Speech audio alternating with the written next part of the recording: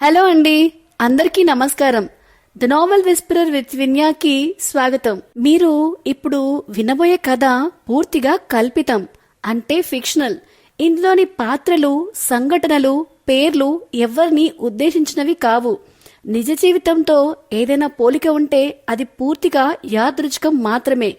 ఈ కథ పూర్తిగా నేను స్వయంగా రాసినది. ఇది కేవలం వినోదం కోసం మాత్రమే రూపొందించబడింది. ఇక ఆలస్యం లేకుండా కథలోకి వెళ్దాం. అడవి నిశ్శబ్దంగా ఉంది, అతి నిశ్శబ్దంగా. అంతలో పరిగెత్తండి అని ఒకరి మాటలు. 5 స్నేహితులు చెట్ల మధ్య నుంచి దూసుకొచ్చారు. తడిమట్టిలో వారి కాళ్ళు జారుతున్నాయి. ఎండాకులు చిటపటలాడుతున్నాయి. కొమ్మలు ముఖాన్ని గాయపరుస్తున్నాయి. వెనక్కి తిరగొద్దు అని ఒక మగ గొంతు. మళ్లీ శబ్దం వచ్చింది.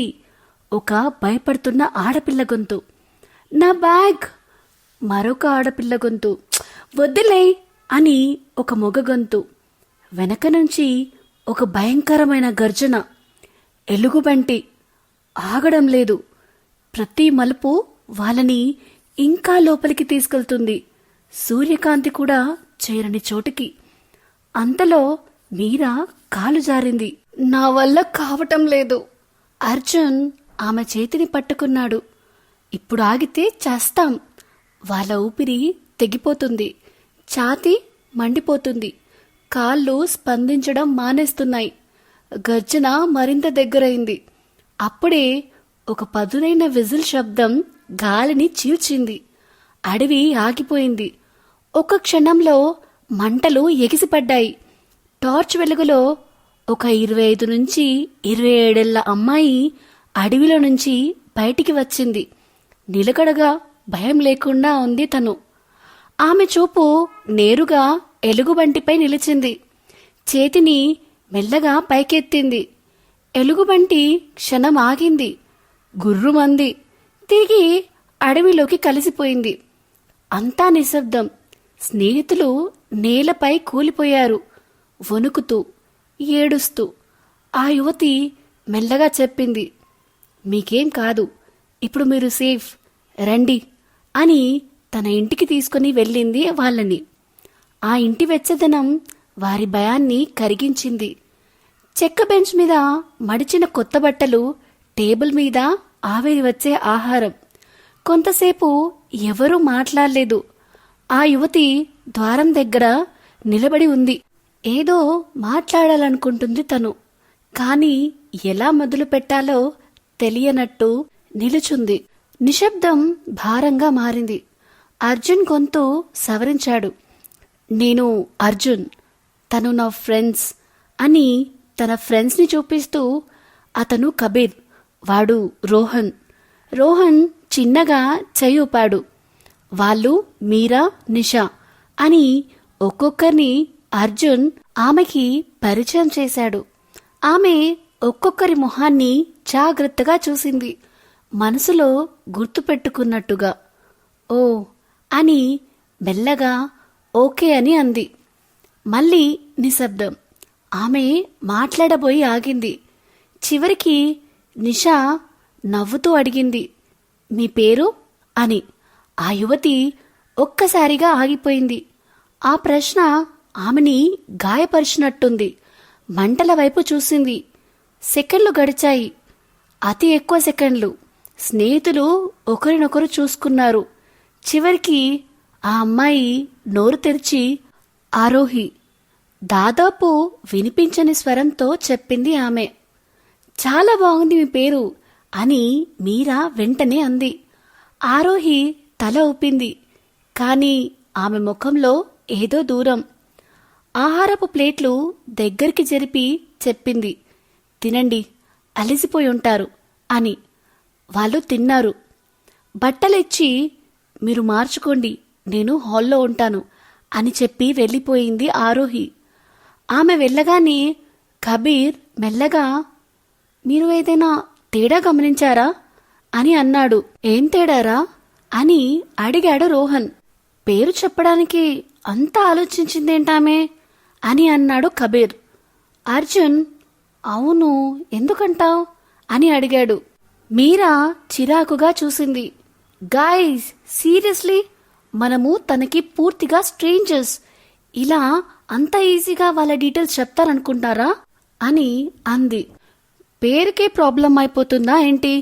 మనల్ని ఇంట్లోనే పెట్టుకుంది ఆమె, అలాంటిది ఒక పేరుకి అంత ఆలోచించాలా అన్నాడు కబీర్. నిషా తల ఊపింది. అందరికీ వివరాలు చెప్పాలనిపించదు కబీర్ అని అంది. కబీర్ భుజాలు ఎగిరేశాడు. అయినా కూడా ఎందుకో వింతగా ఉంది అని అన్నాడు. మీరా మెల్లగా, చాలు, ఆమె మన ప్రాణాలు కాపాడింది. అడవిలో ఆమె ఇంట్లో ఉంటున్నాం, మనకి ఆమె షెల్టర్ ఇచ్చింది, అది మర్చిపోకు అని అంది. సరేలే, వదిలేయండి, మనము పడుకుందాం అని నిషా మ్యాటర్ని ఆపేయాలని చూసింది. ఓకే, నిద్రపోదాం, చాలా అలసిపోయాను పరిగెత్తి పరిగెత్తి అని అన్నాడు అర్జున్. రేపు ఉదయం లేచి వెళ్ళిపోదాం అని అన్నాడు కబీర్. అందరూ సరే అని పడుకున్నారు. అడవి మెల్లిగా ఊపిరి తీసుకుంటుంది అన్నట్టుగా ఉంది ఆ ప్రదేశమంతా. హాల్లో ఆరోహి ఒంటరిగా మంటల ముందు కూర్చుంది. తనలో తానే, మనుషులతో మాట్లాడడం ఇప్పుడు చాలా కష్టంగా అనిపిస్తుంది నాకు అని ఎవరితో అన్నట్టు మాట్లాడుతుంది ఆమె. మంటల్లో ఆమె ప్రతిబింబం మార్పు లేకుండా కాలానికి అతీతంగా కనిపించింది.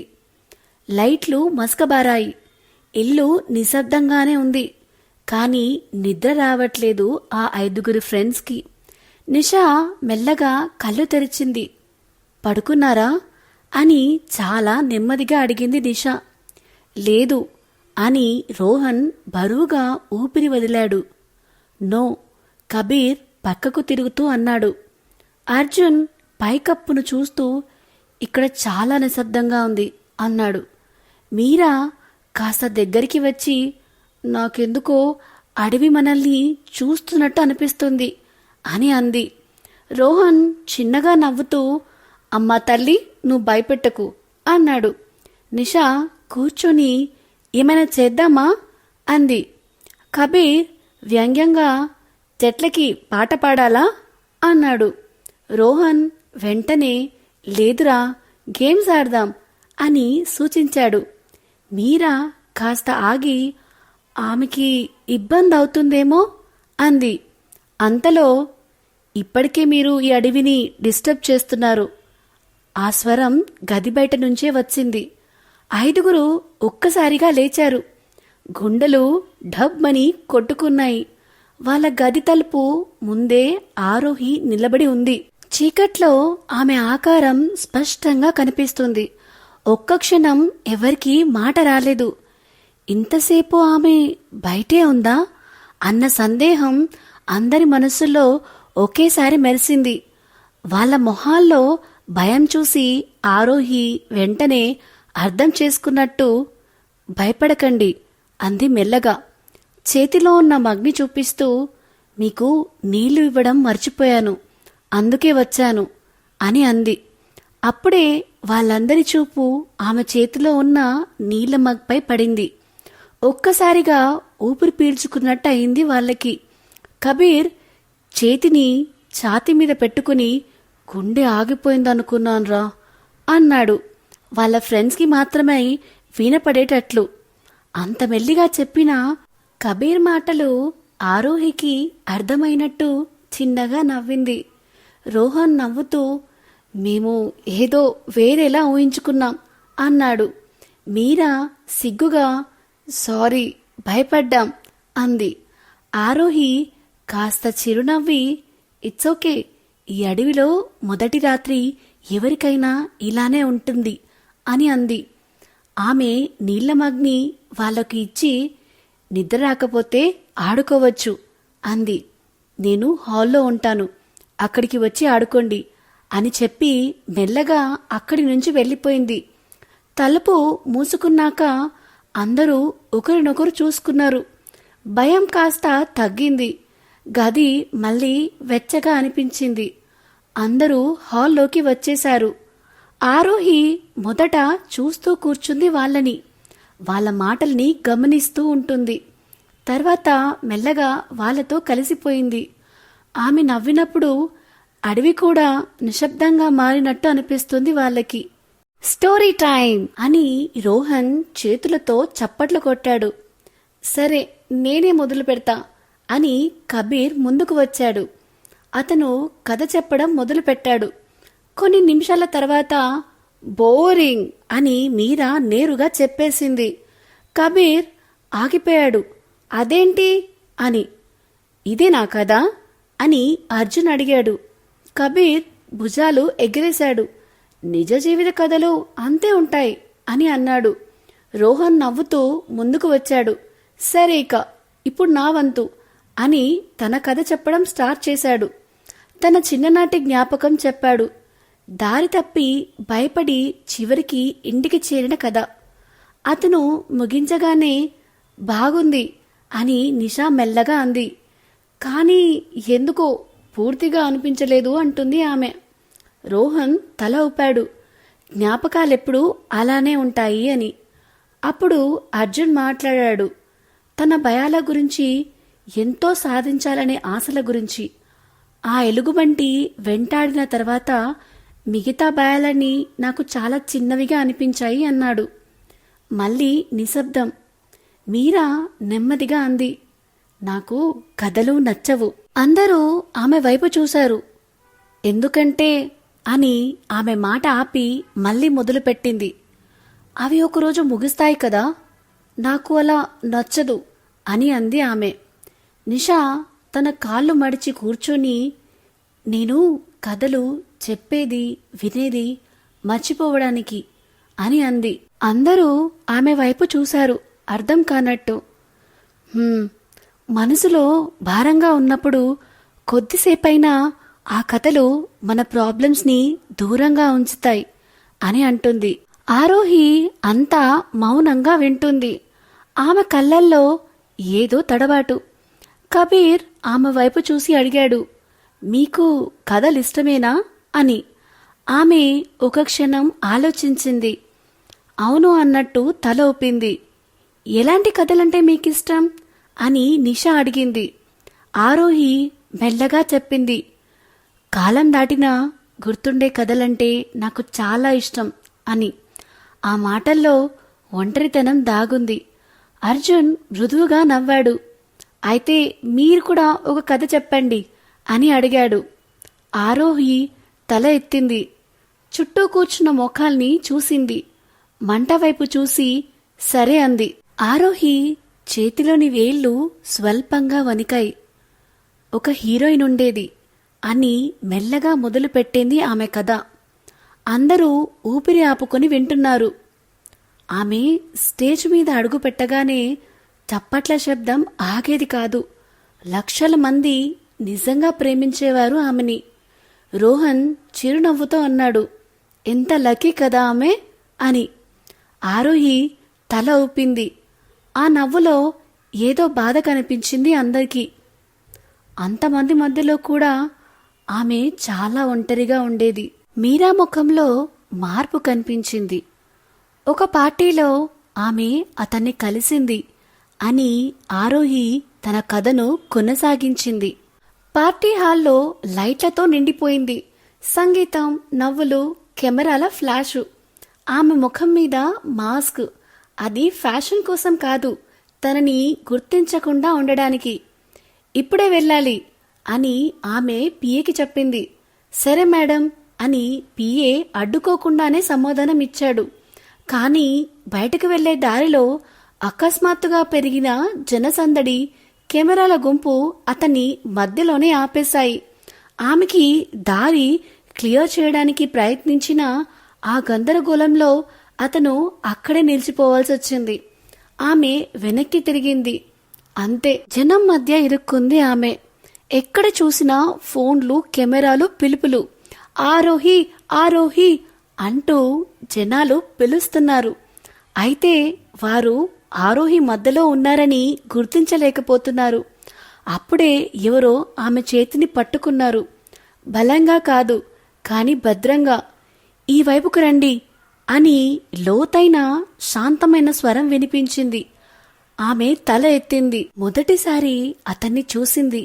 ఎలాంటి హడావిడి లేకుండా జనాల మధ్య దారిని చీల్చుకుంటూ ఆమెని బయటకు తీసుకువెళ్లాడు.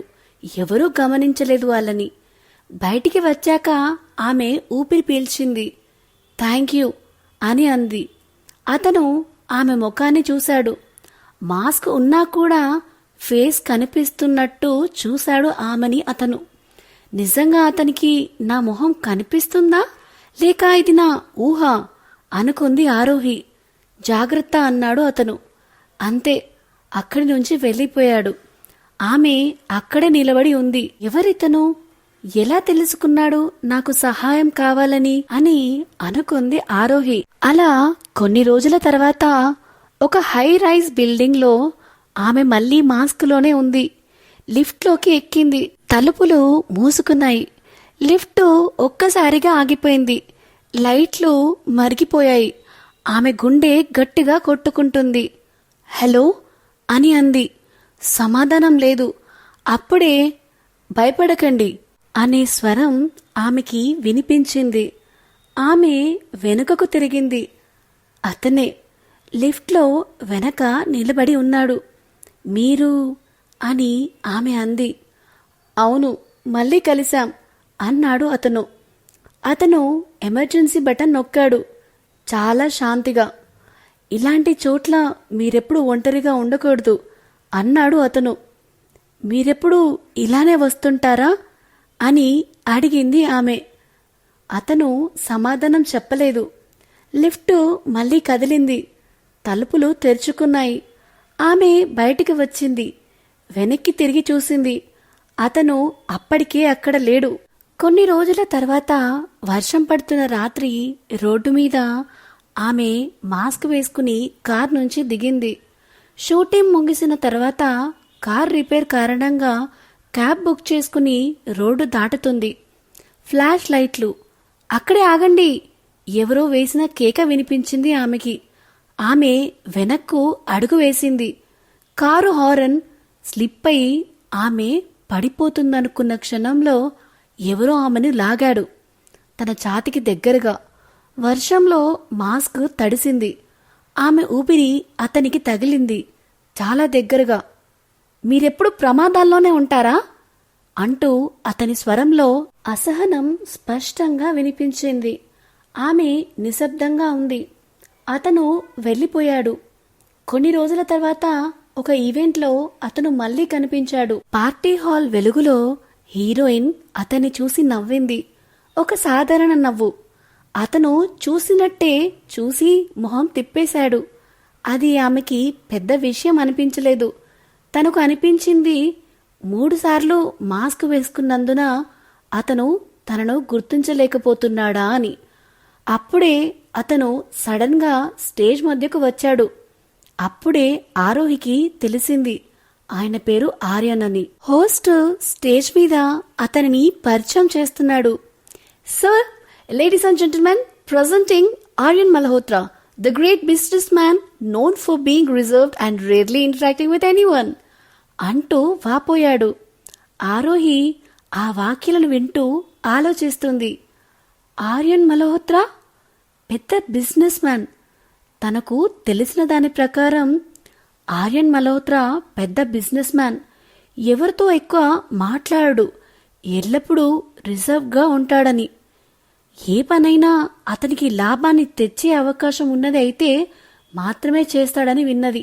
వ్యక్తిగత విషయాలను పంచుకోడు, ఎమోషన్లు కూడా చూపడని కూడా విన్నది.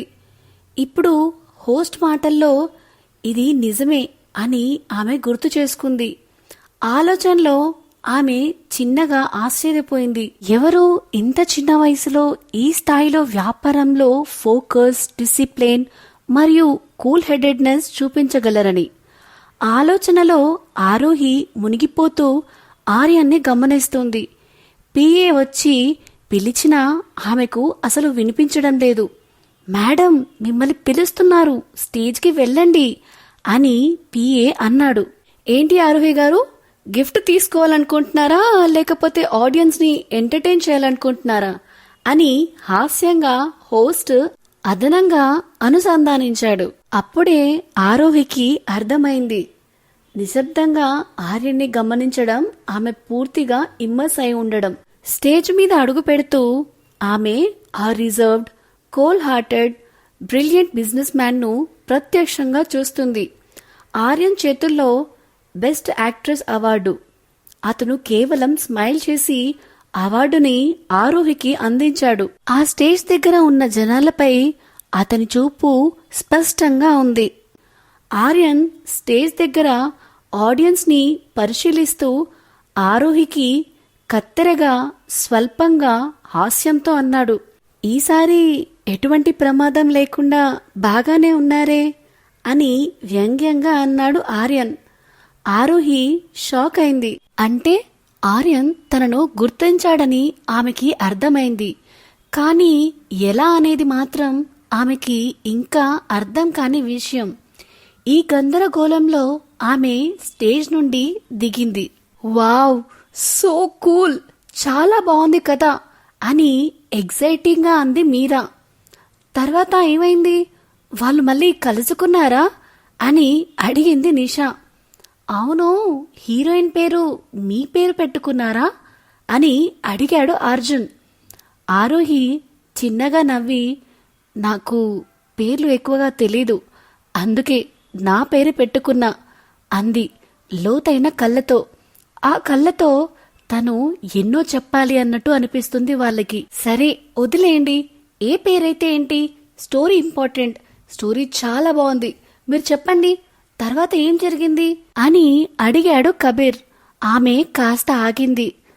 తర్వాత ఆమె చూడట్లేదని అనుకున్నప్పుడు అతను ఆమెను చూస్తూనే ఉండేవాడు. నిషా ముందుకు వంగింది. అంటే అతనికి ఆమె నచ్చిందా అని అడిగింది. ఆరోహి స్వరం మెల్లగా మారింది. నచ్చడం కాదు, ప్రేమంటే అతనికి భయం అని చెప్పింది. వాళ్ళు మళ్ళీ మళ్ళీ కలిశారు. ఆమె ఎప్పుడు చిరునవ్వుతో మాట్లాడేది. అతను 1-2 మాటలు అంతే. కొన్నిసార్లు ఆమె దగ్గరికి వస్తే అతను కాల్ వచ్చిందని చెప్పి వెళ్ళిపోయేవాడు.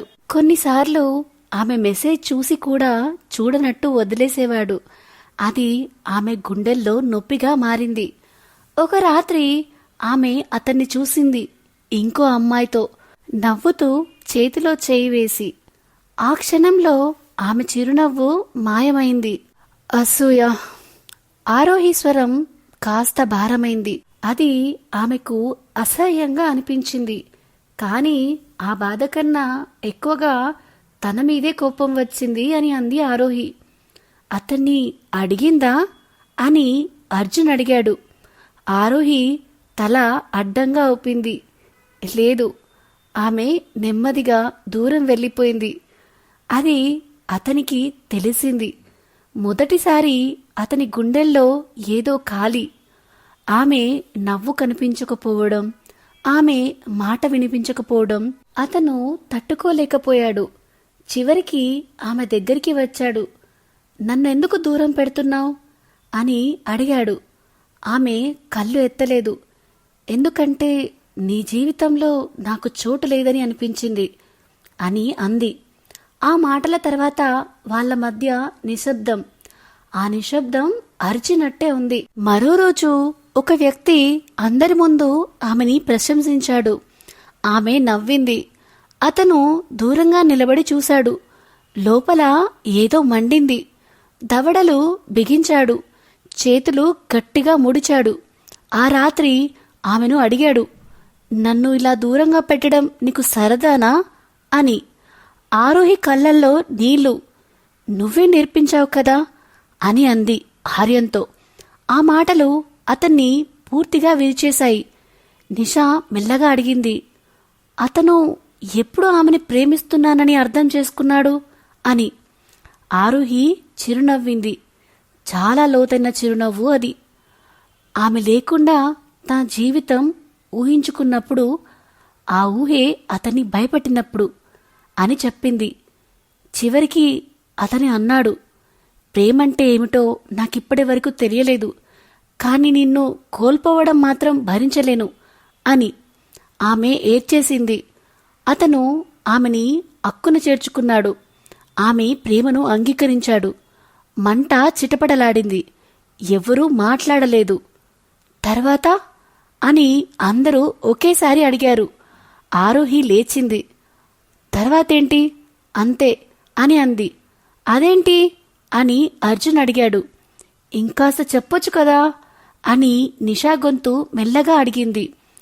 ప్రేమ సక్సెస్ అయింది కదా, ఇంకేం కావాలి అని ఆరోహి అడిగింది. ఆమె మొహంలో చిన్న చిరునవ్వు. అంటే వాళ్ళ మధ్య ఇంకేమీ లేదా?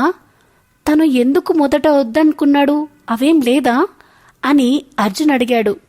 ఆ ప్రశ్నకి సమాధానం చెప్పకుండా, పోయి పడుకోండి, లేట్ అవుతుంది, మళ్ళీ రేపు ఉదయం లేచి బయలుదేరాలి, ఇక్కడ ఎక్కువ ఉండడం మంచిది కాదు, మీ వాళ్ళు మీ గురించి ఆలోచిస్తుండొచ్చు అని చెప్పి ఆరోహి హాల్ నుంచి తన రూమ్కి వెళ్ళిపోయింది. ఉదయం వచ్చింది. ఆశ్చర్యంగా వాళ్ళ సామాన్లు, సెల్ ఫోన్లు అన్నీ హాల్లోనే ఉన్నాయి. వాళ్ళు అడిగారు. మా హస్బెండ్కి చెప్పి తెప్పించాను అని ఆరోహి చెప్పింది. ఓ, మీకు మ్యారేజ్ అయిందా అని నిషా అడిగింది. ఆరోహి చిన్నగా నవ్వింది. వాళ్ళు వెళ్ళిపోయారు. అలా ఒక నెల రోజుల తర్వాత ఒక న్యూస్ ఛానల్లో 50 ఏళ్లుగా కనిపించని వెటరన్ నటి మృతిగా భావించి కుటుంబం కర్మకాండలు నిర్వహించింది అని టీవీలో వస్తుంది. నిషా టీవీ చూస్తూ అచ్చెరువుతో నిలిచిపోయింది. అది ఆమె, ఆరోహి. నిషా తన ఫ్రెండ్స్కి కాల్ చేసింది. విన్నవారంతా నిర్ఘాంతపోయారు. అడవిలో చాలా లోపల చీకటి నిశ్శబ్దంలో ఆరోహి ఒక వ్యక్తి పక్కన పడుకుంది. చెట్ల మధ్య నుంచి గాలి మెల్లగా వీచింది. అతను చిరునవ్వుతో అన్నాడు, వాళ్ళతో మాట్లాడడం నీకు నచ్చిందా అని. ఆమె నెమ్మదిగా ఊపిరి వదిలింది.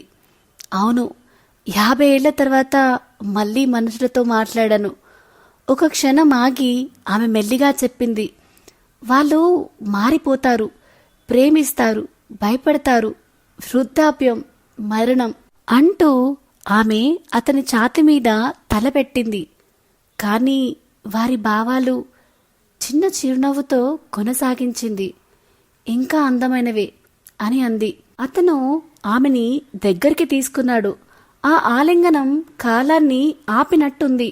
బయట అడవి ఊపిరి తీసుకుంది. ఆకు ఆకు కదిలింది.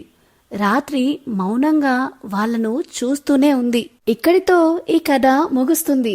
ఈ ప్రయాణంలో ప్రేమ, మిస్టరీ, భావోద్వేగాలు. మీకు ఏ భాగం ఎక్కువగా నచ్చిందో, ఈ కథ మీ మనసును ఎలా తాకిందో కామెంట్లో తప్పక చెప్పండి. మీ అభిప్రాయం నాకు చాలా ముఖ్యం.